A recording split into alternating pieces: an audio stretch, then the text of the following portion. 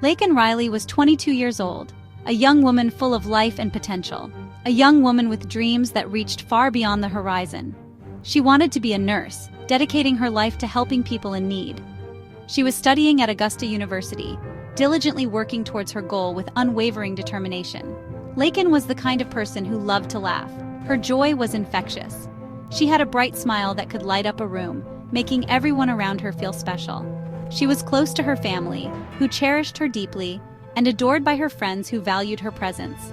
Laken was living in Athens, Georgia, a place she had come to love and call home. She had been a student at the University of Georgia, where she made lasting memories and friendships. Now she was focused on her nursing program, putting in countless hours of study and practice. On February 22nd, Laken decided to go for a jog, something she did regularly. It was a normal part of her routine, a way to clear her head and stay healthy. She enjoyed the peace it brought her, the rhythm of her feet hitting the ground. She headed to the University of Georgia intramural fields, a familiar and comforting place, a place that should have been safe, where she felt at ease. But Laken never came home from that run, leaving a void in the hearts of those who knew and loved her. It was a Wednesday, a normal day that turned into every parent's nightmare. Laken's roommates knew her schedule. They knew when to expect her back from her run. When she didn't return, a sense of dread crept in. They tried calling her phone. No answer. They used a phone app to track her location. The app showed Laken's phone at the intramural fields, still unmoving. The roommates rushed to the fields, fear gnawing at their hearts.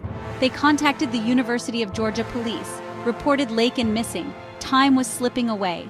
Every second felt like an eternity. The police began searching the area. Hope and despair hung heavy in the air. Then, the discovery. UGA Police Sergeant Kenneth Maxwell found Laken Riley, a promising young student with a bright future ahead of her. Her body was discovered in the intramural fields, a place where students often gathered for sports and relaxation. The place that should have been safe, a sanctuary for the community. The place that was now a crime scene, filled with evidence markers and police tape. Sergeant Maxwell's body cam footage would later be shown in court, capturing the grim reality of the scene, a chilling reminder of the tragedy that had unfolded, leaving the community in shock. The footage showed officers desperately trying to revive Laken, their efforts frantic and heartbreaking. But it was too late. The community mourned the loss of a young life taken too soon. The investigation began immediately, with detectives working around the clock to find answers. Who could have done this? Why? The questions echoed through the distressed neighborhood. The police discovered blood-stained clothing, a crucial piece of evidence, rocks, and Laken's phone lying on the ground, a silent witness to the crime. On that phone, a fingerprint, a key clue that would lead them to the suspect. It belonged to Jose Antonio Ibarra. Ibarra was arrested and charged with murder, attempted rape, and aggravated battery. He opted for a bench trial, placing his fate in the hands of a judge. Judge Patrick Haggard would decide his fate, weighing the evidence presented. The prosecution, led by Sheila Ross, laid out their case meticulously, determined to seek justice for Laken. The trial began, a moment that many had been waiting for with bated breath. The courtroom was filled with an air of anticipation and tension, a search for justice for Laken Riley, a young woman whose life was tragically cut short. Her family and friends gathered, holding signs and hoping for a fair trial. The prosecution presented a mountain of evidence meticulously gathered to build a strong case against the accused. Security camera footage placing Ibarra at the scene. The blood-stained clothing, the rocks, all pointed towards a grim reality. The fingerprint on Laken's phone was a crucial piece of evidence. Witnesses came forward, each adding another layer to the story, tying Ibarra to a peeping Tom incident earlier that morning, which occurred in the same area where Laken was killed.